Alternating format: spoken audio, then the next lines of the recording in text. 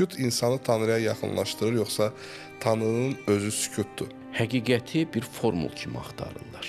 Düşünürlərsə elm özəlliklə, düşünür ki, həqiqət hansısa bir formuldur. Tutalım ki, Qurandan götür, la ilahə illallah, bu formul həqiqətdir.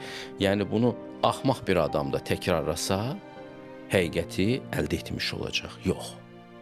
Sən qəlbini çiçəkləndirirsən, təmizlənmə texnikaları ilə, orucla, ibadətlə, xeyir əməllərlə əsas etibarilə, Quranı oxumaqla və günlərin bir günü bu proses dərinləşirsə, sənin anlama qabiliyyətin çiçəklənir.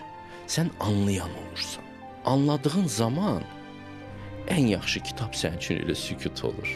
İnsan həqiqət axtarır, həqiqətlə burun-buruna gəlsə də onu tanımır. Qulağına bağırsalar da həqiqət ona heç bir təsir eləmir.